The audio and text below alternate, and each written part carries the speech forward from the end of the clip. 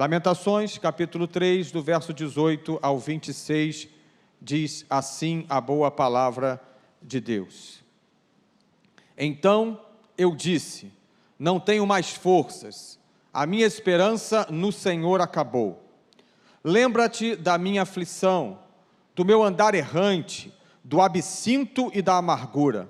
Minha alma continuamente se lembra disso e se abate dentro de mim. Quero trazer à memória o que pode me dar esperança. As misericórdias do Senhor são a causa de não sermos consumidos, porque as suas misericórdias não têm fim. Renovam-se a cada manhã. Grande é a tua fidelidade. A minha porção é o Senhor, diz a minha alma. Portanto, esperarei nele. O Senhor é bom para os que esperam nele, para aqueles que o buscam. Bom é aguardar a salvação do Senhor, e isso em silêncio. Quando estava pedindo a Deus uma palavra para esta noite, me deparei com esse texto de Lamentações, capítulo 3, versículo 18 ao 26, e gostaria de conversar com os irmãos dentro de alguns minutos sobre resgatando a esperança. Resgatando a esperança. Há momentos, irmãos, que na nossa vida, as circunstâncias, elas vão acontecendo de formas contrárias, e nós começamos a perder a esperança. O ápice pior dessa situação é quando perdemos a esperança pela vida, quando perdemos o desejo por viver. Também sabemos que há determinadas áreas da nossa vida que não estão mais se encaixando da maneira que nós gostaríamos que se encaixasse, e nós começamos então a perder também a esperança de que naquela área nós obteremos o sucesso. Pode ser que na sua família alguém está distante do Evangelho, alguém está distante de Jesus, e você já perdeu a esperança de um dia essa pessoa voltar para o Senhor. No casamento, algumas situações, algumas circunstâncias, uma crise conjugal, e você já perdeu a esperança. Uma vida acadêmica, um desejo de uma conclusão de uma faculdade, e aí, por circunstâncias da vida, você não consegue exercer, não consegue fazer a faculdade, e você começa a perder a esperança de que você pode se formar em uma determinada área. No meio profissional, são tantas injustiças que você tem enfrentado, e você também perde a esperança de que você vai avançar. No relacionamento com Deus, parece que as coisas começam a não acontecer da maneira que nós gostaríamos que acontecesse, e nós começamos a perder a nossa esperança em Deus. O texto de Lamentações, capítulo 3, o profeta faz aqui nesse texto uma lamentação pessoal, mas uma lamentação pessoal que estava apontando para uma realidade coletiva. O texto, ele fala a respeito da tristeza do profeta, da tristeza do povo que estava vivendo um momento de devastação em função do cativeiro babilônico. A sensação era uma sensação horrível, era uma sensação de abandono, a ponto de no versículo 8, Jeremias declara, mesmo quando clamo e grito, Ele fecha os ouvidos para a minha oração.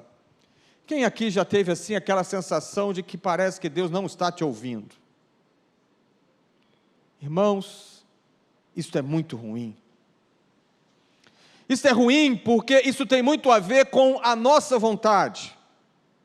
Nós criamos uma expectativa, nós projetamos algo para a nossa vida, nós desejamos que alguma coisa aconteça, e se isso não acontece, nós começamos a jogar para Deus, e começamos a ter aquela sensação de que Deus não está nos ouvindo. Porque o nosso relacionamento com Deus é um relacionamento de filho e pai. Você que tem criança pequena, por exemplo, quantas vezes a criança te chama? Incontáveis vezes no dia.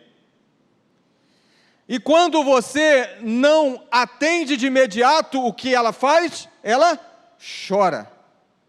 Ela chora para que você vá em direção a ela, e na maioria das vezes não é nada demais. Eu e você, em alguns momentos, estamos exatamente assim. Nós chamamos por Deus, nós pedimos a intervenção de Deus, E Deus está no seu alto e sublime trono, ouvindo e vendo tudo. Ele não intervém na hora que nós desejamos, e aí nós choramos. O texto, ele aponta para uma aflição coletiva.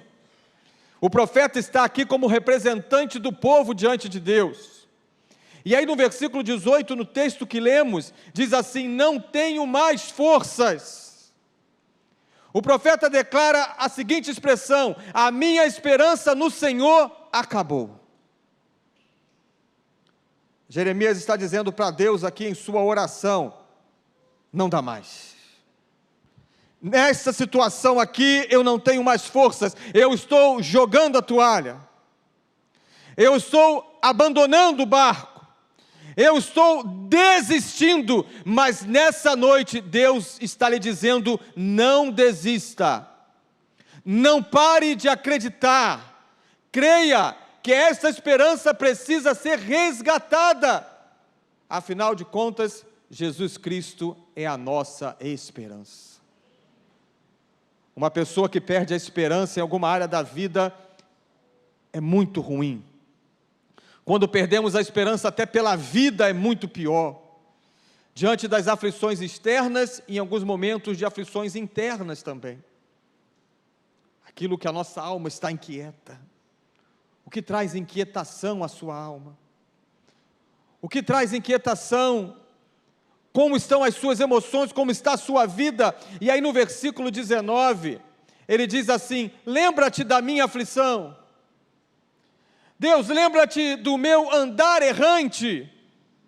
Lembra-me do absinto, e essa expressão é um símbolo de dor e de destruição de Jerusalém, é uma expressão que revela assim um certo castigo divino. Era esse o sentimento daquele profeta e daquela nação. Parece que Deus está nos castigando. Era uma espécie de gravidade, de dor emocional e física que aquele povo estava vivendo. E aí ele diz: lembra-te da minha amargura. Circunstâncias contrárias fazem parte da vida. Elas não podem reger os nossos passos. Elas não podem conduzir a nossa vida, porque nem tudo que você deseja vai acontecer. Desculpa lhe dar essa notícia. Mas tem situações que você tem projetado, tem expectativas que você tem criado, que elas não vão acontecer. Eu não estou aqui sendo profeta do caos, não. Eu estou falando aquilo que a Bíblia nos ensina. Porque tem situações que não será a nossa vontade, mas a vontade de Deus, que é boa, perfeita e agradável. E a Bíblia diz que Deus sempre tem o melhor para mim. A Bíblia diz que todas as coisas cooperam para o bem daqueles que amam a Deus. Diante disso, eu quero compartilhar 5 verdades. A primeira delas: em Deus, transforme as suas lembranças. Versículo 20 e versículo 21 diz assim: a minha alma continuamente se lembra disso. Se lembra de quê?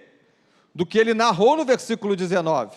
Lembra-se da aflição, lembra-se do modo errante, lembra-se do absinto, lembra-se da amargura, ou seja, lembra de tudo de ruim que ele está enfrentando e aquele povo. Mas o versículo 21 diz: quero trazer à memória o que me pode dar esperança.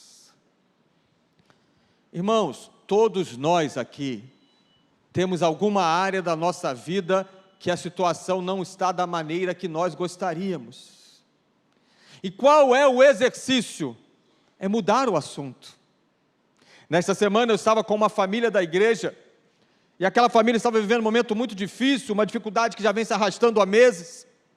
E ali naquele local que nós estávamos, acabou o compromisso naquela hora, e eu reuni a família e falei assim: agora deixe esse assunto para lá.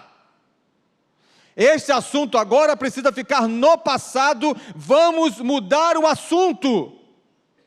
Porque dependendo, irmãos, do nosso jeito de ser, nós ficamos remoendo aquilo, remoendo.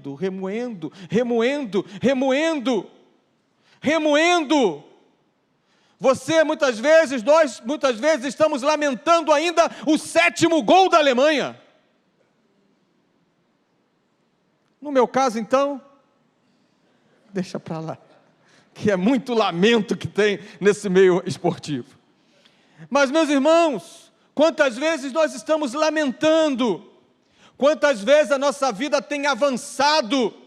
Você que é pai e mãe de mais de um filho, você já parou para pensar que você fica lamentando muito pelo filho que não deu certo e deixa de agradecer a Deus pelos filhos que deram certo? Talvez você é filho e você deu certo, avançou, fez tudo direitinho, e você não vê os seus pais assim demonstrando uma certa satisfação. Irmãos, cuidado, precisamos mudar o assunto. Essa situação que não deu certo, essa situação que não aconteceu da maneira que você gostaria, vamos transformar em Deus as nossas lembranças. Quero trazer à memória aquilo que me dá esperança. Lembre-se do que Deus tem feito na sua vida. Salmo 77, versículo 11 e 12 diz assim: recordarei os feitos do Senhor, recordarei os teus antigos milagres, meditarei em tuas obras e considerarei todos os teus feitos. Certa vez estava passando um momento difícil e um casal da igreja me deu um livro chamado A Isca de Satanás. Que livro abençoador! E naquele livro o autor dizia em alguns momentos que Satanás vai lançando iscas, e há momentos que eu e você, que nós como um peixinho, nos pegamos aquela isca e deixamos de olhar tudo ao redor de bênção que está acontecendo. Irmãos, agradeça a Deus pela família que Deus lhe deu, agradeça a Deus pelo milagre da vida, agradeça a Deus pelo novo dia, pelo novo tempo, pelo dia de amanhã, por aquilo que vai acontecer, por aquilo que já aconteceu. Agradeça porque você está vivo. Pode ser que a saúde esteja mais ou menos, mas graças a Deus que o tratamento está sendo realizado, graças a Deus que o remédio está sendo feito, graças a Deus que o médico está lá para ajudar. Pode ser que a vida financeira não esteja muito boa, mas graças a Deus que o pão nosso de cada dia não tem faltado. Vamos mudar o assunto. Sabe, tem coisas que você tem vivido que a sua família não está aguentando mais.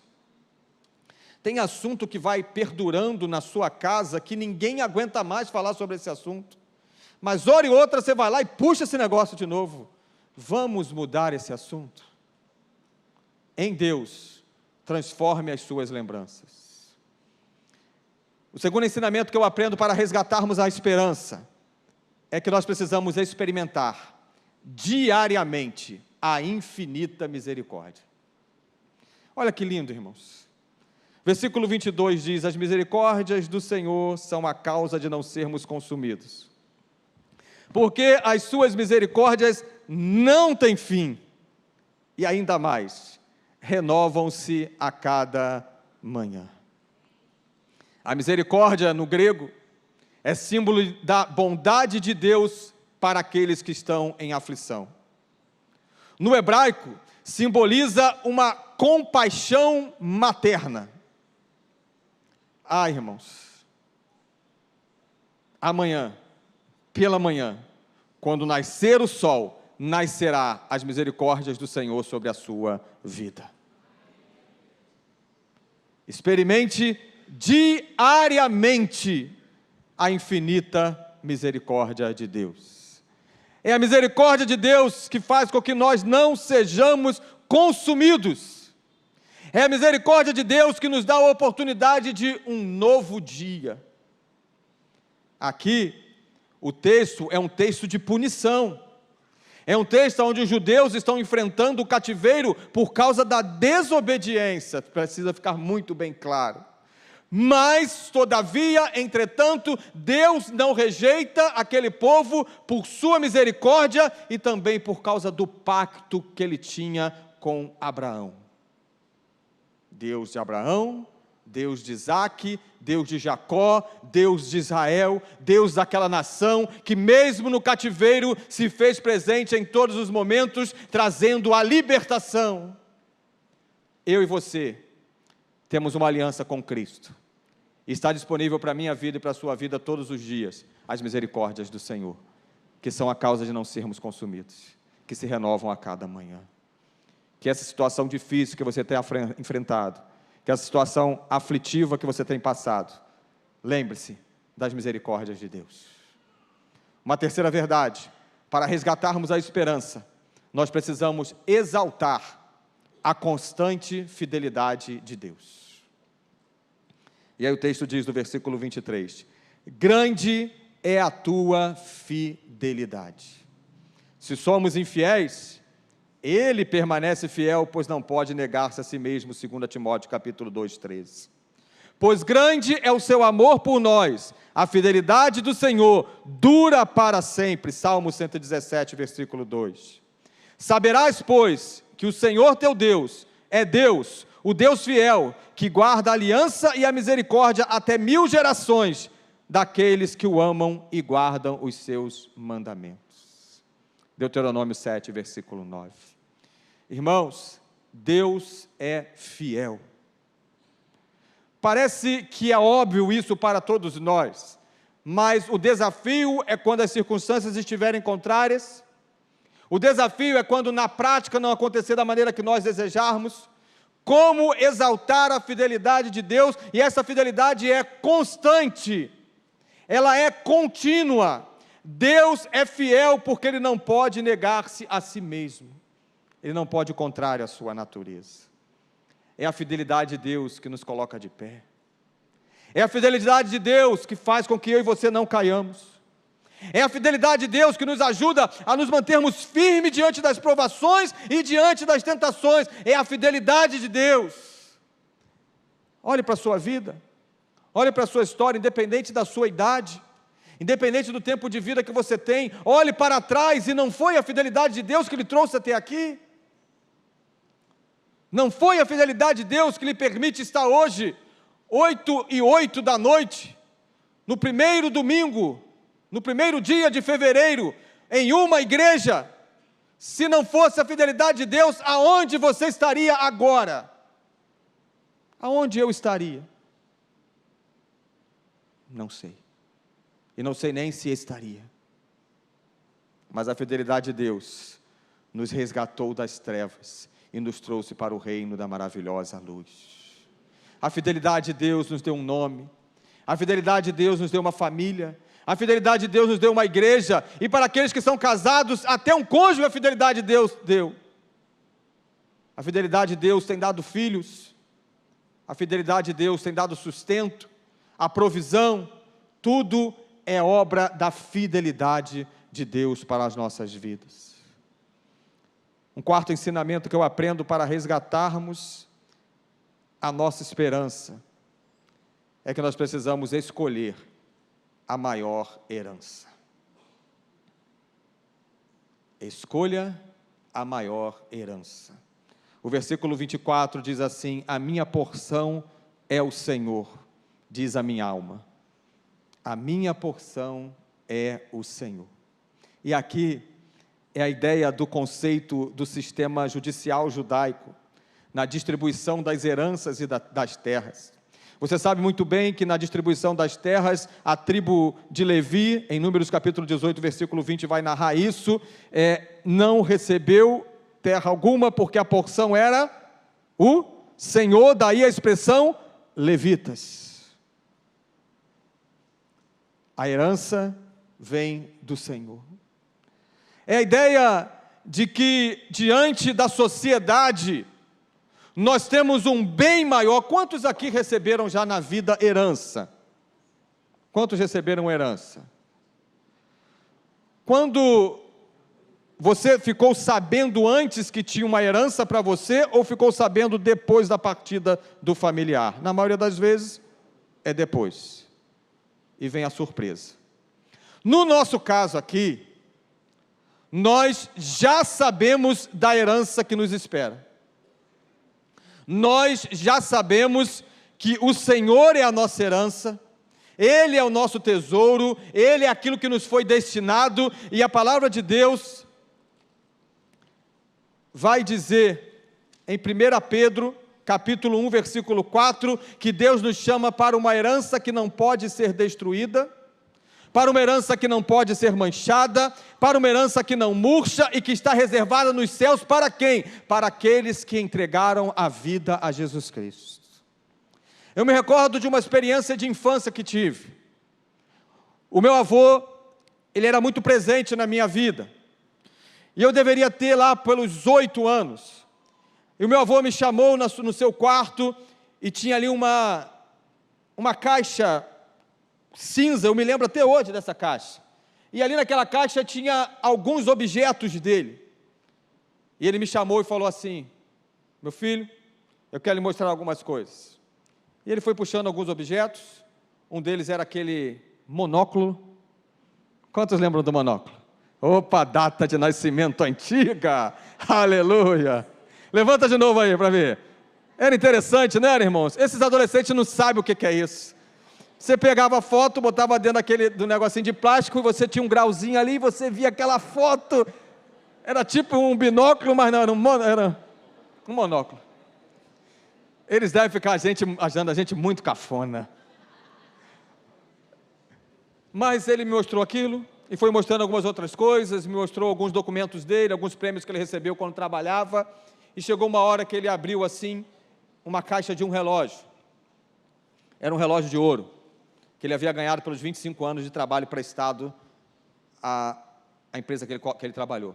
E ele falou para mim assim: meu filho, quando o vovô morrer, esse relógio será seu. Quando o vovô morrer, esse relógio será seu. Irmãos, eu não fiquei vivendo com o desejo de que aquele relógio fosse logo meu, sabe por quê? Porque o que mais importava para mim era o meu relacionamento com o meu avô. A herança, ela é consequência do relacionamento. Agora eu e você, irmãos, nós temos um privilégio enorme. Nós temos o privilégio de nos relacionarmos com Jesus, de relacionarmos com o Espírito Santo de Deus, de termos comunhão com Deus e já sabedores daquilo que nos espera lá na frente. Mas acontece algo que eu quero lhe chamar a atenção, comparando com essa minha ilustração. Se nós não tivermos relacionamento aqui na terra, nós não desejaremos a eternidade com Cristo. Eu vou repetir.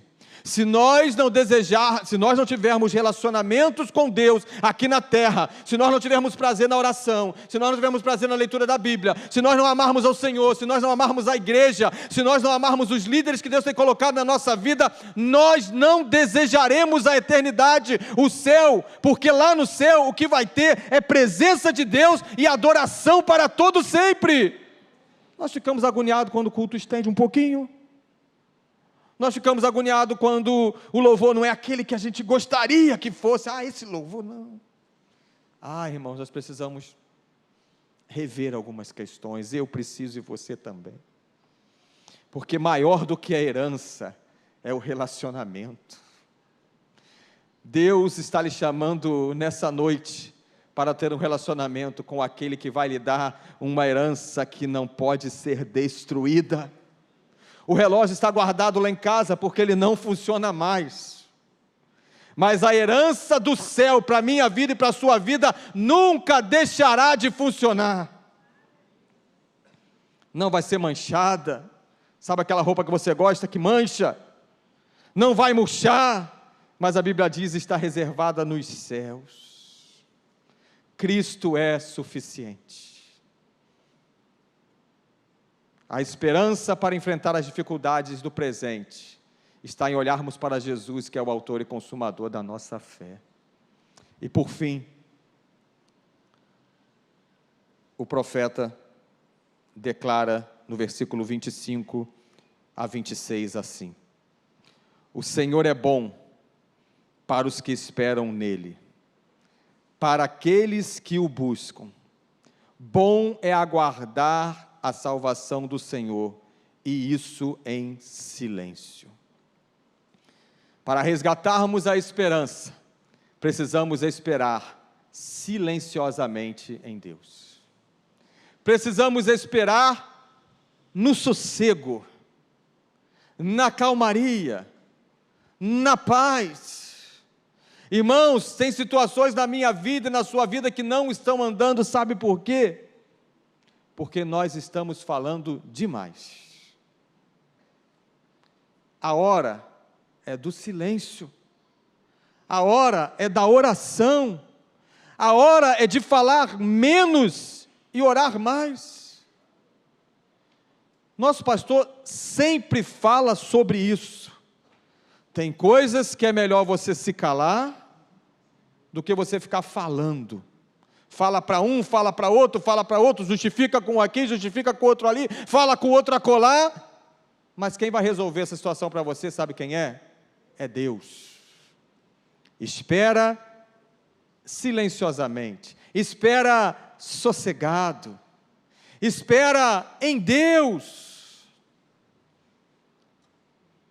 Por que você está abatida, ó minha alma, diz o salmista no 42, versículo 5. Pergunte isso para você. Por que se perturba dentro de mim? E aí a resposta vem: espera em Deus.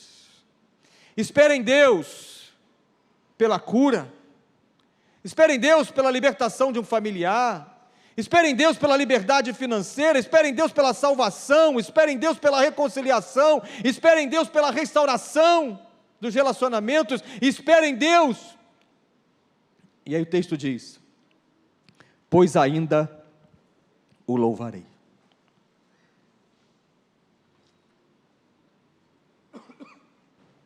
Pois ainda o louvarei. Como está a sua vida? Em que área da sua vida você perdeu a esperança? Essa é a noite de resgatarmos essa esperança. Essa é a noite de em Deus buscarmos enquanto Ele se pode achar. Invocai-o enquanto Ele está perto, diz Isaías 55. Que o ímpio abandone o seu caminho, que o homem mau, em seus pensamentos, converta-se ao Senhor, que se compadecerá dele. Volte-se para o nosso Deus, pois Ele é rico em perdoar. Quem sabe, para resgatar a esperança, é necessário você fazer o caminho de volta. Quem sabe, para você resgatar a esperança, é necessário você buscar o Senhor enquanto se pode achar. Deus lhe trouxe aqui nessa noite, para que a esperança dele seja resgatada em sua vida. Para que áreas de sua vida você volte a sonhar, você volte a acreditar que Deus pode fazer algo na sua vida, que Deus pode fazer algo na sua casa, que Deus pode fazer algo na sua família. Aquele filho pode voltar, não desista. Aquela filha pode retornar, não desista. Aquele marido pode se entregar a Jesus. Aquela esposa pode voltar para os caminhos do Senhor.